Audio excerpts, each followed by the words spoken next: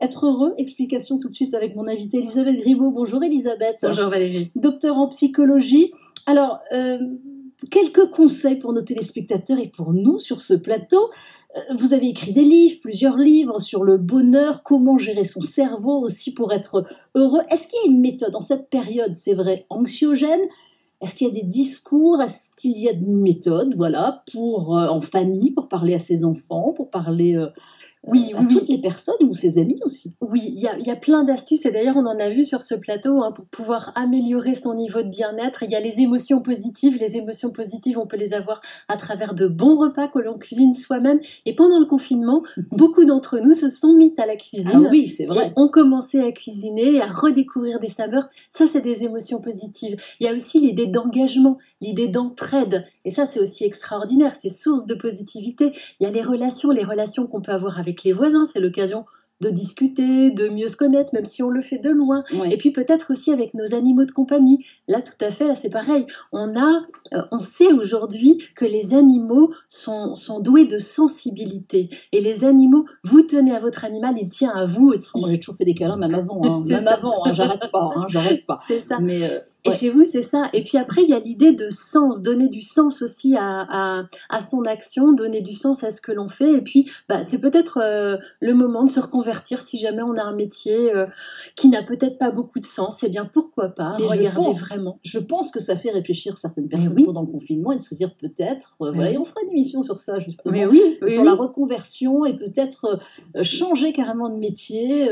On parlait pour l'immobilier, le retour à la nature. Le verre, c'est vrai, on en a besoin. Et puis là maintenant, peut-être aussi le changement de métier ou réaliser des actions. Vous mettez en place justement à partir du 14, donc tous les lundis, à partir du 14 septembre, tous les lundis, un rendez-vous vidéo. Ça s'appelle T'es beau, bien, bon. Expliquez-nous. Alors c'est bien, c'est de 9h à 10h. Après, vous pouvez regarder l'émission. Voilà. C'est ça, c'est fait exprès. C'est pour que tout le monde puisse regarder ensemble, c'est mieux. Et voilà, le T'es beau, bien, bon, qu'est-ce que c'est? C'est le beau, le bien, le bon, c'est la méthode que j'utilise. Le beau, c'est l'émerveillement. Le bien, c'est le sens, c'est l'engagement. C'est le fait d'être en phase avec soi-même. Et le bon, c'est les relations qu'on peut avoir avec les autres. Si on met du positif dans tout ça, alors on va se créer une forme de bonheur durable. Et puis c'est choisi le lundi pour commencer la semaine. Exactement. Évidemment. Alors c'est où on pourra vous regarder? Alors, ce sera sur Internet. Il suffit simplement de s'inscrire à contact@tbb.com. On va le voir tout à l'heure. Voir tout de suite. Voilà, à l'écran. Et on va passer 1 heure ensemble en visioconférence. Il suffit d'avoir Internet, une caméra, et puis on parle ensemble. Si vous me contactez via cette adresse mail, moi je vous envoie un lien. Il suffira de se connecter à ce lien et ensuite on passe 1 heure ensemble de 9h à 10h le lundi, tous les lundis. Tous les lundis pour commencer, positivement votre semaine, évidemment. Alors, donc, sur Internet, ça se passe les lundis de 9h à 10h, hors vacances scolaires. Alors, pour bien commencer, le but, c'est bien commencer sa semaine et rester positive, avoir les notions, comme on dit, la méthode aussi, peut-être. C'est ça, c'est-à-dire que la psychologie positive a plein d'outils pour pouvoir aller mieux au quotidien. Et ces outils, on les connaît dans les laboratoires de recherche, mais les gens ne les connaissent pas forcément. Donc là, l'idée, c'est de dire, tous ces outils-là, on va vous les donner, et on va vous les donner à travers une méthode super simple, du beau, du bien et du bon. Moi, j'ai tout transformé en beau, bien, bon, pour que ce soit simple à comprendre. Pour toutes les générations? Pour toutes les générations. Les enfants, dites-leur, c'était quoi? Ils sont à l'école, Oui. 9h. Oui, mais le soir, quand vous revenez quand les enfants reviennent de l'école, qu'est-ce qui t'a émerveillé aujourd'hui? C'était quoi ton moment waouh de la journée? C'est le beau. À quel moment tu t'es senti satisfait de toi? Quand est-ce que tu as bien travaillé? Tu étais fier de toi? C'est le bien. Et à quel moment tu as eu des relations sympas avec tes copains? C'est le bon. Et rien que ça, ces 3 moments positifs de la journée, l'enfant, il a passé une bonne journée. Mais il faut faire une autre session pour les enfants le mercredi après-midi. Voilà, c'est ça. Il faut y réfléchir.